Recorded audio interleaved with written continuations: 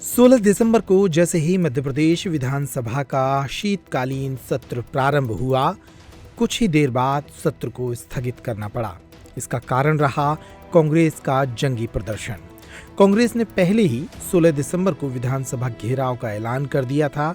जैसे ही सत्र प्रारंभ हुआ, कुछ देर बाद कांग्रेस के विधायकों ने वॉकआउट कर दिया और बाहर मौजूद नेताओं ने हंगामा शुरू कर दिया।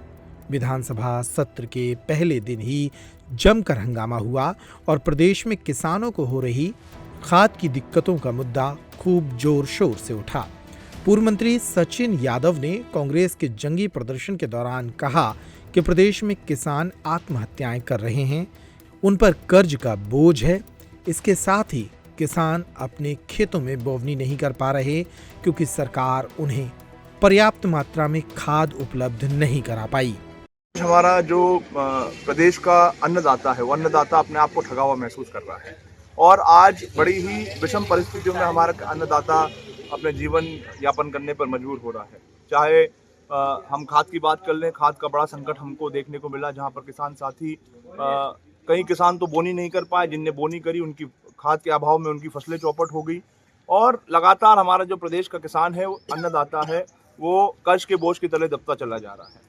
किसानों की आत्महत्याएं की घटनाएं बढ़ती जा रही हैं और जैसे मैंने पहले भी कहा कि सरकार ने कहा था कि हम लोग 2700 में गेहूँ खरीदेंगे, 3100 में धान खरीदेंगे, तमाम जो फसलें हैं उनका उचित मूल्य देने का काम सरकार करेगी, लेकिन एक भी वादा जो है सरकार ने पूरा नहीं किया और इसीलिए आज जो पूरे प्रदेश में हमारे किसानों के बीच में जो आक्रोश है, उस आक्रोश को हम इस सत्र में जो है सरकार के सामने रखने का काम करें। सचिन यादव ने अपने कई साथी नेताओं के साथ खाद की खाली बोरियों को लेकर जमकर प्रदर्शन किया और इस दौरान भारतीय जनता पार्टी की सरकार पर गंभीर आरोप लगाए।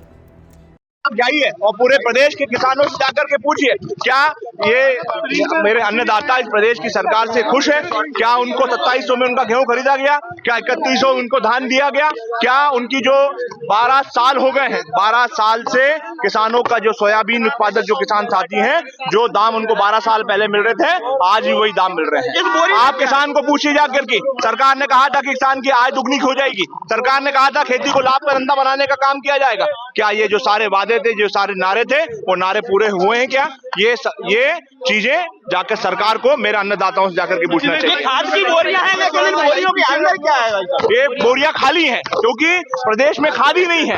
आज प्रदेश में खाद की इतनी बड़ी किल्लत हो रही है, लेकिन सरकार जो है कुंभकर्ण की नींद सोई हुई है। खाद की कालाबाजारी हो रही है। जो खाद 700 में मिलना चाहिए वो 1300 में खाद दिया जा रहा है। अमानक स्तर का खाद दिया जा रहा है, अमानक स्तर का बीज दिया जा रहा है। तो ये सारी व्यथाएं मेरे किसानों की, मेरे अन्नदाताओं की है, लेकिन ये सरकार उनकी चिंताओं को, उनकी परेशानियों को समझने की बजाय उल्टा उनकी आवाज को दबाने का काम कर रही है।